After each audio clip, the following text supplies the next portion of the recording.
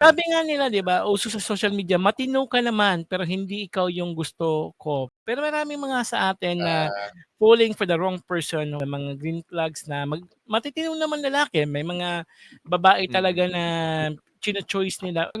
Maraming mga girls mabait pero gusto nila yung mga bad boy.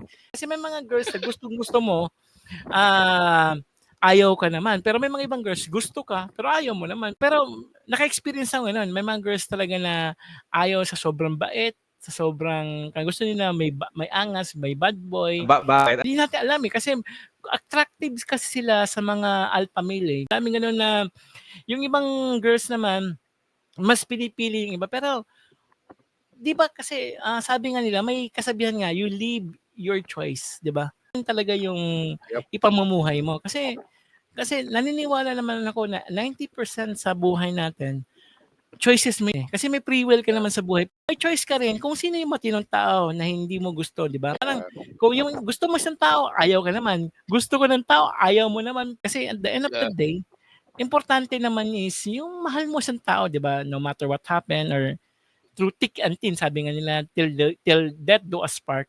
Kailangan mo talagang, mahal mo isang tao pero ayaw kung pumasok kung hindi mo naman mahal ang isang tao. May mga girls talagang may mga boys din na pinipili nilang bad girl, bad boy. Pero, ang nakita ko sa trend kasi, once mag-reach na yung mga babae, let's say 30, ang hinahanap niya na ngayon, more of yung mga secured guy. Kaya kung mapapansin Yes, niyo 'di ba, mapapansin niyo 'di ba, hindi ko nilalahat, pero majority ng mga artista or mga model or whatever, ang mga napapangasawa, nagiging jowa, is hindi naman gano'n kagagwapo, mas matatanda sa kanila.